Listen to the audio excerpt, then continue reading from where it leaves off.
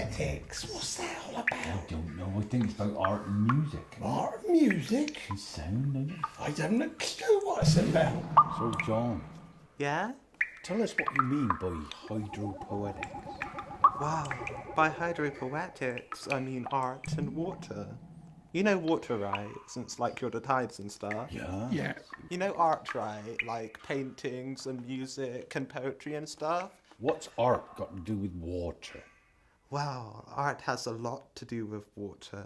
Because like when people make art, they put their feelings into mediums and stuff, you know?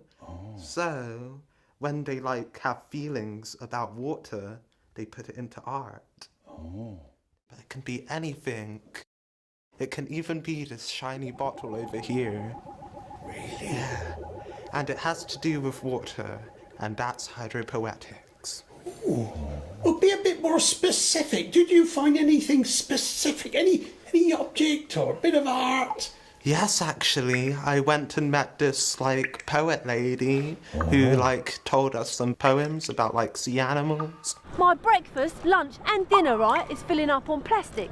Then I get sick from eating it. So I'm suggesting something drastic.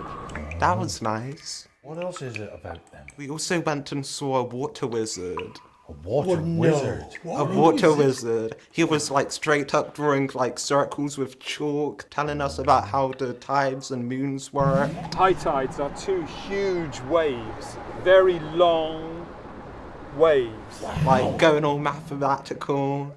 He was a mathematician. Where did he live then, this wizard?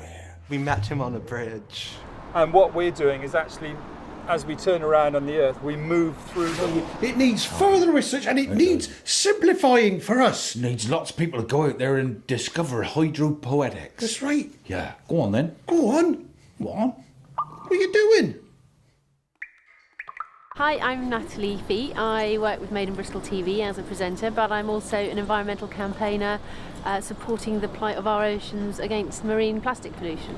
Can you tell us a little bit more about what that involves for you? Campaigning is not something that I had done a lot of as I was growing up, but as I started to see the amount of plastic that was washed up on our beaches and on our riverbanks, especially here in Bristol along the River Avon, there is so much plastic down there on the riverbanks.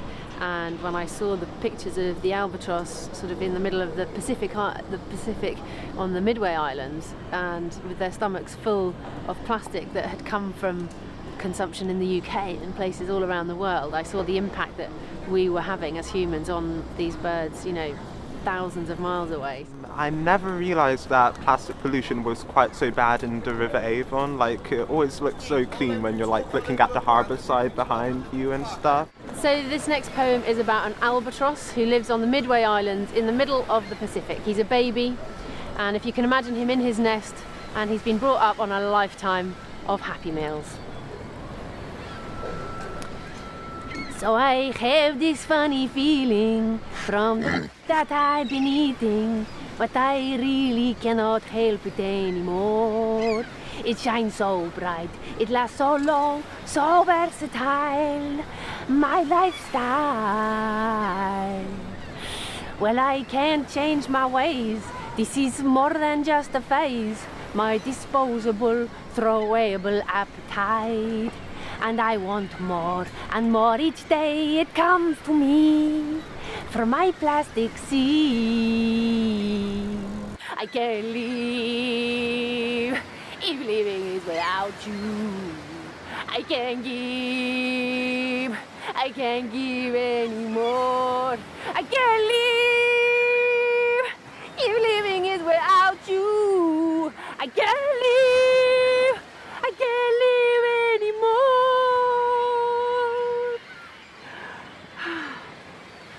Okay, that's Juan the baby albatross. I'm crying of joy and like sadness for like the oceans and the animals. And you come to a place like this and you see this tide here, and then you realise that the centre of Bristol was like this all the time, twice a day, then it's quite extraordinary. We seem to have lost something in terms of our city in the way that our touch to the world in a way. people used to chuck loads of stuff in here years and years ago. Do you ever feel like our bodies might be connected to like the tides?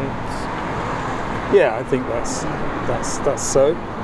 I think for women it's more obvious in a way. Their whole cycle is tied to the moon in a way, 28 days, 29 days. And I think the same must be, in some way, must happen to men. But maybe it's something that we've lost touch with. Yeah, the moon must affect things. Whole stories that we have about werewolves and goodness knows what. I mean, yes, I think these are little indications, folk indications of bigger movements within us all. Yeah, for sure.